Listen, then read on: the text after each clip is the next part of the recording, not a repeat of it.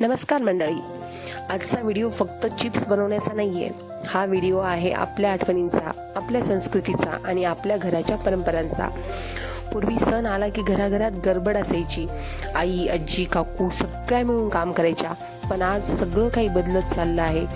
आज मी तुम्हाला दाखवणार आहे घरच्या घरी 40 किलो चिप्स बनवण्याचा प्रवास आणि त्यामागची खरी भावना.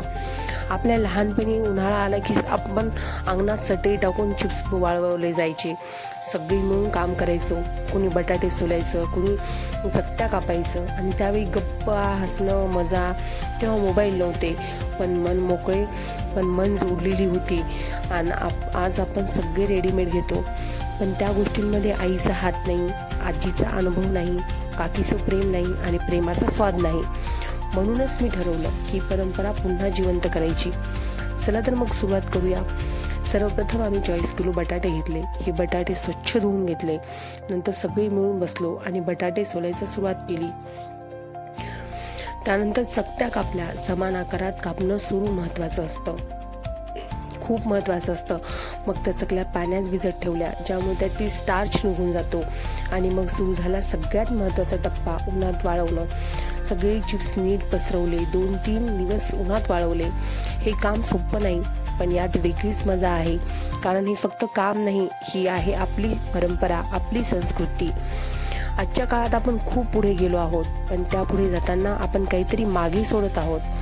आपल्या सणांची खरी ओळख, घरगुती पदार्थ, एकत्र येण्याची सवय, हे सगळं हळूहळू कमी होत चाललं आहे. आपल्या मुलांना माहिती आहे का चिप्स कसे बनवतात की फक्त दुकानातून येतात? जर आपण आज हे शिकवलं नाही तर उद्या ही परंपरा पूर्णपणे हरवेल. म्हणून एक छोट्या छोट्या गोष्टींमधून आपण आपल्या संस्कृतीला जिवंत ठेवू शकतो. हा 40 किलो चिप्स बनवण्याचा प्रवास फक्त मेहनतीचा नव्हता, तो होता एकत्र येण्याचा, हसण्याचा, जुन्या आठवणी, पुन्हा जगण्याचा. इथे सगळे मिळून काम करतो तेव्हा नात्यांमध्ये आपोआप गोडवा येतो. आजच्या धावपळीच्या जीवनात आपण वेळ काढत नाही, पण अशा गोष्टी आपल्याला आपल्या मुळाशी जोडून ठेवतात. पण मैत्रिणींनो, आज आपण 40 किलो चिप्स बनवण्याचा प्रवास पाहिला, पण ही फक्त सुरुवात आहे. आपल्या संस्कृतीत असे खूप पदार्थ आहेत, कुरवड्या, पापड, सांडगे, शेवया, जे आज हळूहळू हरवत चाललेले आहेत. म्हणून मला तुमच्याकडे एक छोटासा प्रश्न आहे. तुम्हाला असेच पारंपरिक संस्कृतीवर आधारित व्हिडिओ पाहायला आवडतील का? की तुम्हाला थोडं मॉडर्न, पारंपरिक मिक्स व्हिडिओ पाहायला आवडतील? कमेंटमध्ये नक्की सांगा. तुमच्या कमेंटनुसार पुढचा व्हिडिओ मी बनवणार आहे, कुरवड्या बनवण्याचा किंवा पापड बनवण्याचा. आपली संस्कृती आपली खरी ओळख आहे. ती जपणं ही फक्त जबाबदारी नाही, तर ती आपली कर्तव्य आहे.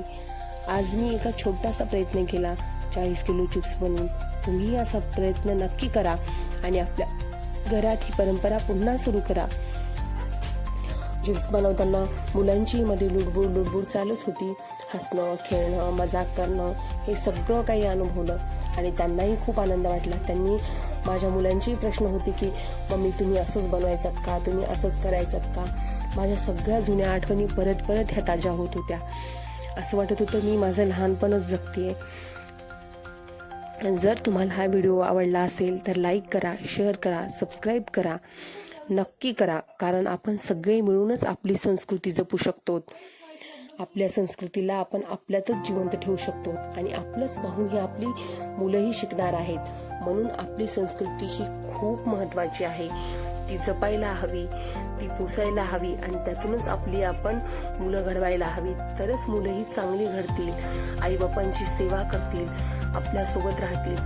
म्हणूनच आपली संस्कृती जपणं खूप गरजेचं आहे. मग ते पारंपरिक पदार्थ असतील, देवी देवतांची ओळख असेल किंवा पारंपरिक सण असतील किंवा मग तुम्ही कुठलीही गोष्ट, जी पारंपरिक अगोदरची संस्कृती खूप सुंदर होती. एकजुटानं राहणं, एकजुटानं करणं, सगळ्या काही गोष्टी एकमेकांना सोबत घेऊन करायचं. आज बहिणीमध्ये, भावाभावांमध्ये फूट आहे, पण पूर्वी खूप सुंदर कथाही आहेत आपल्या पुराणातल्याही. त्यांची ओळख करून देणं खूप गरजेचं आहे. प्रत्येक गोष्ट ही आपल्यासाठी गरजेचं आहे. तर असा होता माझा चिप्स बनवण्याचा प्रवास. तुम्हाला आवडला का?